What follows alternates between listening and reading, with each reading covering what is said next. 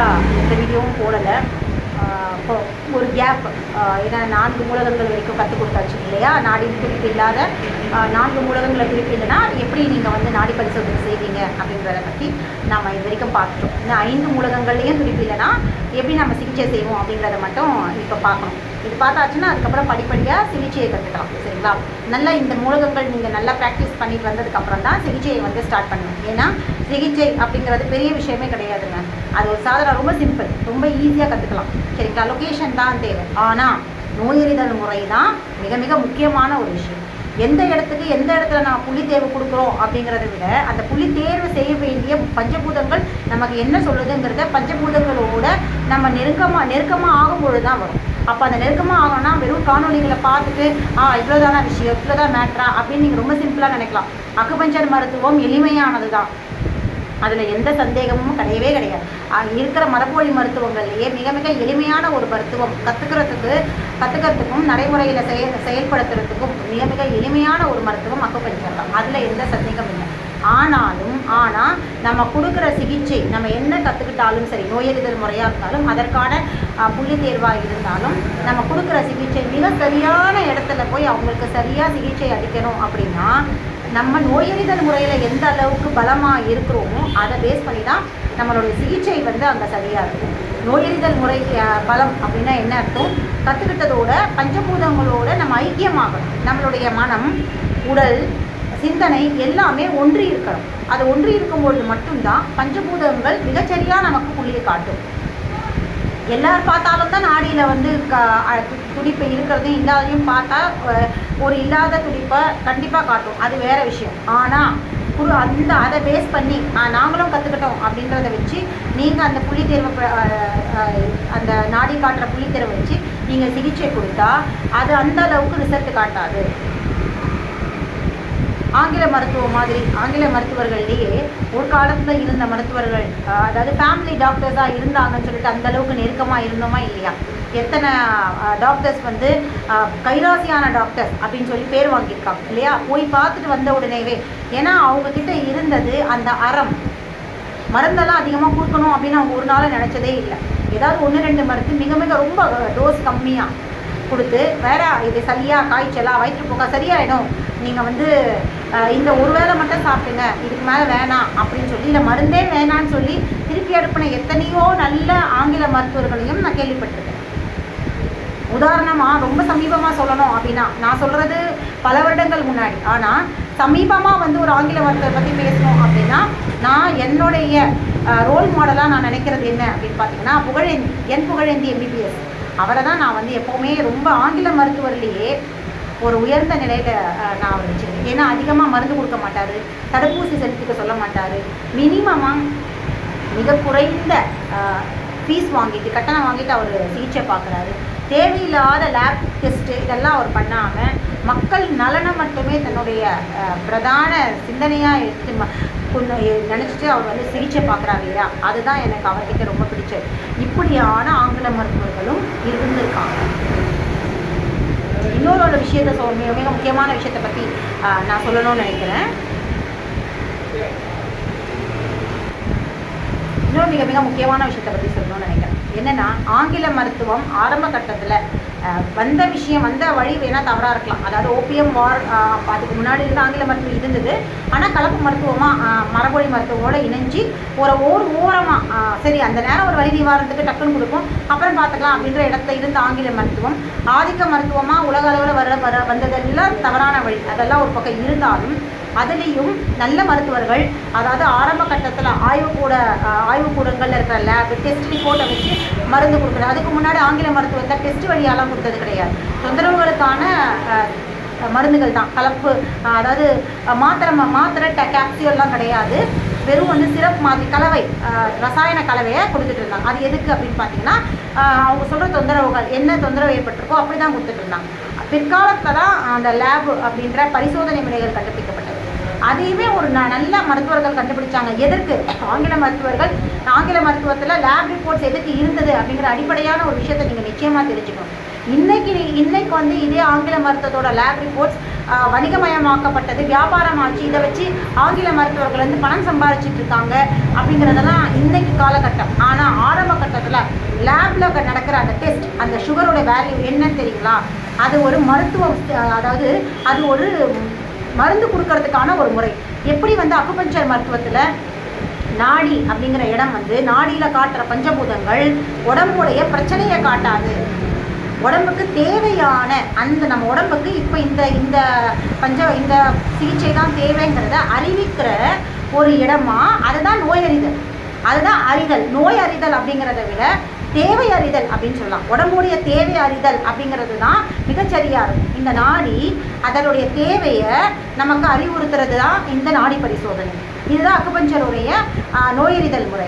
அதே மாதிரியான இடத்துல தான் ஆங்கில மருத்துவத்தோட லேபில் காட்டுற எல்லா விதமான நம்பர் சிஸ்டம், அவங்க காட்டுற நம்பர் எல்லாமே அதாவது சிகிச்சை கொடுக்கறதுக்கான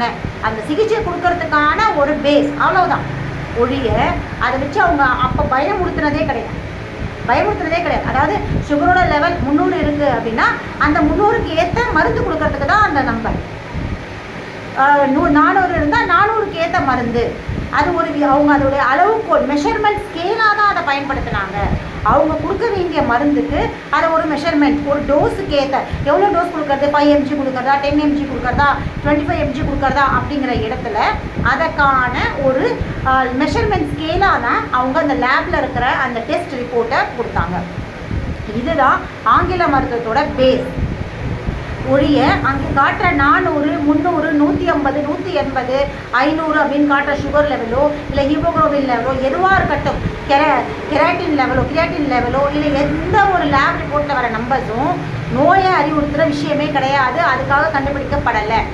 இந்த நோயில் நீங்கள் பாதிக்கப்பட்டிருக்கீங்கன்றதுக்கான ரிப்போர்ட்டே கிடையாது. அது வெறும் ஜஸ்ட் ஒரு நம்பர். அதை பேஸ் பண்ணி அவங்க கொடுக்க வேண்டிய மெடிசன். இவ்வளோதான் அதோடைய ப்ராசஸ்.